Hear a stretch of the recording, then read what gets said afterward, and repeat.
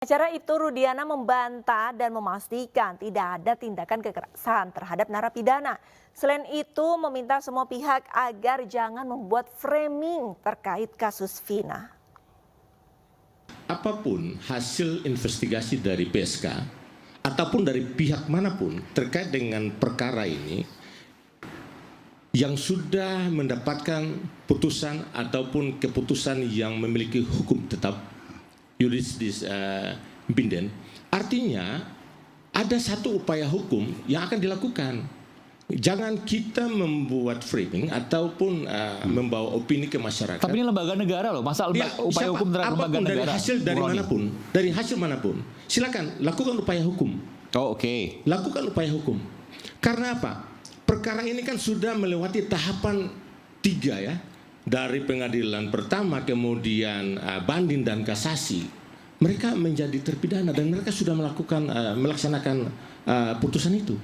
Walaupun nanti ada upaya hukum lanjut yang akan dilakukan oleh penasihat hukum dari ketujuh terpidana. Tapi bahwa apa yang disampaikan tadi bahwa ada dugaan penyiksaan dan lain sebagainya, di mana pada waktu itu adalah komandannya adalah Ibtu Rudiana, apakah berlangsung diminta atau tidak belum tahu karena penyelidikan belum sampai sana, tapi orang tentu akan berpersepsi ke sana. Bagaimana Anda menjawab ini? Ibtu Rudiana, klien kami itu, beliau hanya melakukan pengamanan. Artinya ketujuh orang ini beliau mengamankan mereka untuk dibawa karena diduga mereka adalah pelaku. Kemudian tahapannya diselidiki oleh Polres. Jadi rentang waktu hanya cuma sekitar 1 jam yang beliau temukan. Beliau adalah pelapor, korban. Karena anak beliau itu kan meninggal. Yang diduga adalah pembunuhan berencana dan juga pemerkosaan terhadap Vina.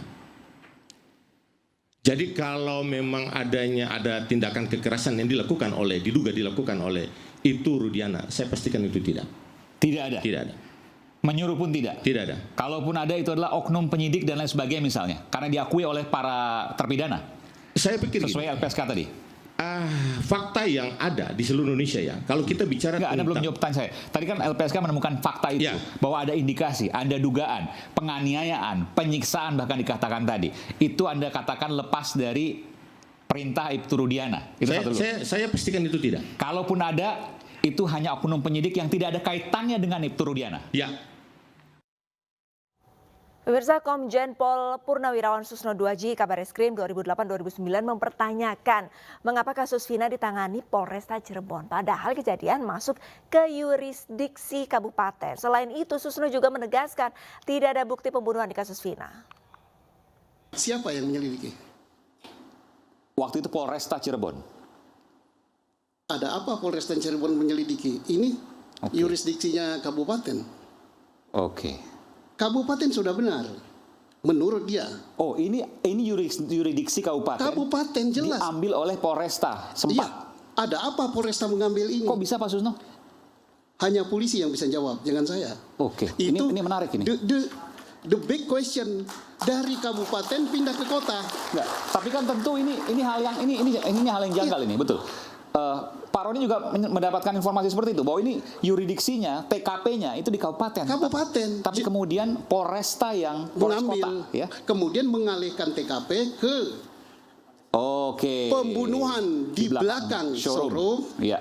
Rada paksanya di SMP 11. Ya. Dari SMP 11 katanya dibawa ke atas jembatan. Kalau ini pembunuhan dan perkosaan, ngapain menyisakan satu suara, satu korban masih hidup? Iya. Karena Vina masih hidup loh. Iya.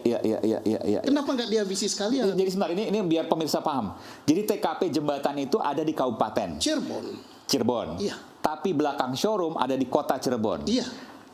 Maka pada waktu ditemukan versi dari penyelidikan ini yang kemudian inkrah sampai ke pengadilan, itu di belakang showroom yang merupakan kota Cirebon. Iya. Disitulah TKP utama dilakukan penganiayaan, mohon maaf, perkosaan atau ruda paksa, di situ. Iya. Itu versinya. Pindah ke Cirebon. Nah, satu pertanyaan lagi. Ini Mas Aiman harus bertanya ini. Pertanyaannya kepada saya, satu, mengapa itu pindah? Kedua, di belakang showroom itu seorang reserse akan bertanya kalau ini pembunuhan. Adakah darah di situ? Tidak ada. Itu yang kemudian dia ada di putusan. Tidak Kemudian ada. di SMP 11 adakah darah? Tidak ada. Kemudian Padahal itu TKP utama. kemudian dari mana barang bukti disita? Balok. Kemudian ternyata bukan balok, bambu. Kemudian apalagi minuman keras dan sebagainya. Disitanya dari mana? Disita dari Sudirman yang agak setengah idiot lah gitu kan. Nah, batu yang sudah dilemparkan, katanya Pak Otto Sergar, Otto Hasibuan, kok dilempar oleh Sudirman, kok diambil lagi, disimpan ke rumah. Nah, ini artinya seorang reserse akan berpikir, pertama, oke lah, kecelakaan lalu lintas. Nah, kalau mau menjadikan ini sebagai pembunuhan, pertanyaan terbesar adalah alat bukti apa untuk menjadikan ini pembunuhan? Yang dipakai oleh Polresta Cirebon, bukan Polres Kabupaten, adalah alat bukti saksi. 1000 saksi, kalau tidak didukung alat bukti lain, bukan saksi. Kita lihat gambar ini. Warnanya sama kita. Atau baju Mas Aiman, jasnya.